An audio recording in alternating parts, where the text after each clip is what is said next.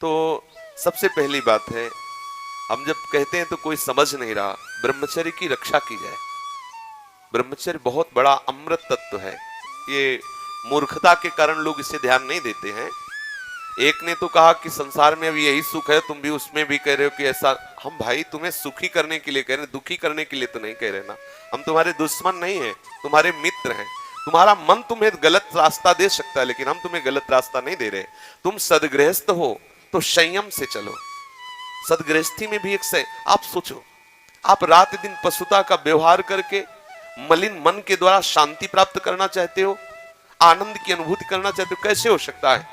आप जब बीमार हो, आज नहीं आज तुम्हारी यौवन अवस्था तुम्हें समझ में नहीं आ रहा, लेकिन ये तुम्हारी आदत तुमको कल कहां पहुंचा देगी तुम्हें पता नहीं।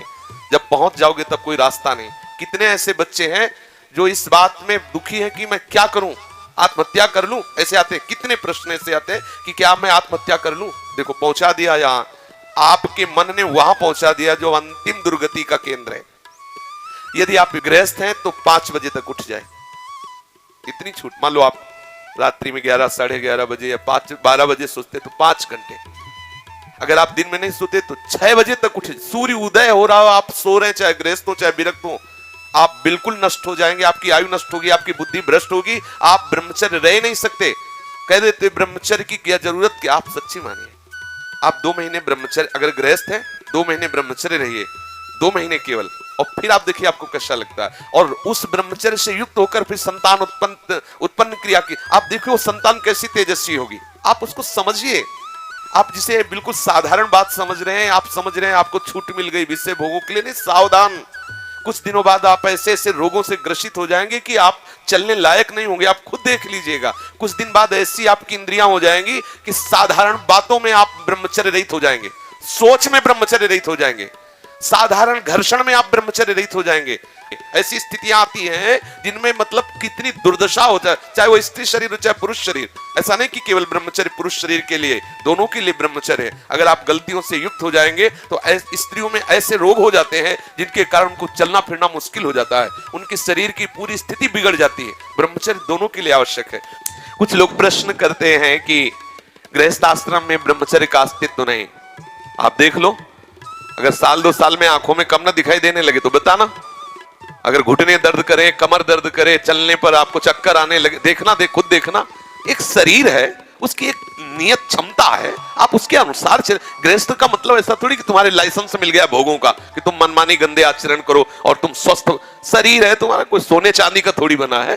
सोने चांदी का भी घिसोगे तो पतला जाएगा, वहां नष्ट हो जाएगा। भाई किसी भी चीज को, इसका एक संयम है। देखो हमने पढ़ा है, शास्त्रों में भी पढ़ा है, जब भगवान गरुड़ जी की उत्पत्ति करने का संकल्प हुआ ना कश्यप जी को, तो 10,000 वर्ष तक ब्रह्मचर्य रहे। और फिर जब माता विंता के गर्भ में आधान किया तो अरुण और गरुड़ जैसे महापुरुष पैदा हुए। अगर आप 5 वर्ष ब्रह्मचर्य रहे केवल इसलिए कि जो हमारी संतान हो वो बहुत देशभक्त, हरिभक्त, बलवान, विद्वान, ज्ञानवान हो, और आप नियम से दोनों भजन करो, और 5 वर्ष बाद गर्भाधान करके संतान उत्पत्ति के शास्त्र सिद्धांत, अगर वो महापुरुष ना पैदा हो तो बताना। अब ये खान पान ठीक नहीं, आचरण ठीक नहीं, पवित्र नहीं हो। एक किसान भी खेती को सुरक्षित और तैयार करता है तो उसमें अच्छी फसल होती है। तुमने ब्रह्मचर्य को जाना ही नहीं, इधर उधर से हर तरह से भ्रष्ट आचरण, अब वो संतान कैसे हुई? अब देखो हंसी मजाक की बात है, हम देखा गोदी में चश्मा लगा है, भगवान गोदी में है, शुगर है 500। अब बोलो इनको जवानी आएगी कभी? क्या हुआ? ये गलतियां हो गई, संयम बर्ताव नहीं किया गया, वीर में वो सामर्थ्य नहीं रही कि संतान को तेजस्वी ओजस्वी बना सके। अब इन बातों को कहा जाता है गुप्त रखो, गुप्त मरो। भाई आप जिसे कह रहे हैं सब कहने सुनो तो देख लो, आगे तुम्हारे आ जाएगा। अगर उठने में तुम्हें तकलीफ ना होने लगे, कहना अगर बादाम ज्यादा खाओगे तो लीवर खराब हो जाएगा। देखो कुछ दिन बाद देख लेना, ये जो लोग कहते हैं ना कि अरे बाबा लोग सब कहते हैं, देख लेना तुम्हारे पुरखा पानी पा जाएंगे। तुम तो हमारी आत्मा हो, इसलिए हम तुम्हें प्यार से समझाते हैं। जैसे हम कहते हैं तुम ब्रह्मचर्य रहो, हस्त मैथुन मत करो, गंदे आचरण मत करो, व्यभिचार मत करो। ये ब्याह की जो एक प्रक्रिया है आपको एक सीमित बांधने के लिए है कि आप भ्रष्ट आचरण ना करें, आप धर्म से युक्त होकर भगवत मार्ग में चलें, आराधना करते हुए एक आराधक की तरह एक संयमित जीवन व्यतीत करें। लेकिन वो माना जाता है कि बाबा लोग हैं। कुछ लोग कहते हैं पहले खुद को देख लो, बाबा लोग जेल में हैं। एक खेती में सब फसल एक जैसी नहीं होती। अगर कहा जाए कि सब दुकानदार बेईमानी होते हैं या सब खेती में एक ही जैसी फसल नहीं? कोई गन्ने की भी फसल, गन्ने में भी कई क्वालिटियां होती है, आलू की भी कई क्वालिटियां होती है, ऐसे अलग अलग वृत्ति है, अलग अलग भाव है। तो हमारी बात को आज अगर नहीं मानोगे तो कल तुम्हें पछताना पड़ेगा, पक्का समझ लीजिए। संयम से चलो, गृहस्थ धर्म में रहते हुए भगवत प्राप्ति के योग्य हो जाओगे। जब आपको ऐसा लगे आपके पास तो व्यवस्था है, लगा कि अब मैं नहीं रह सकता, तो भगवान ने आपको इसीलिए रास्ता दिया गृहस्थ का कि आप पति पत्नी मिलकर के काम पर विजय प्राप्त करें। इसलिए नहीं दिया कि आप भ्रष्ट होते रहे। समझिए, आपके पास किला है, किले की आड़ से आप अपने को बचा सकते हैं, लेकिन विरक्त मैदान की लड़ाई है। ये जो लोग कहते हैं ना कि गुप्त रूप से नहीं, भूल न दे कुमार, ऐसा नहीं होता। तुम भ्रष्ट आचरण वाले, तुम्हारे पास चश्मा ही नहीं जिसे जानते हो कि कैसे विरक्त रहते हैं। रात दिन चलते हुए सच्चिदानंद तत्व में स्थित रहते। तुम्हें क्या पता, तुम्हें लगता है बाबा लोग हराम की खाते मौज मस्ती से रहते हैं, हमको उपदेश करते हैं।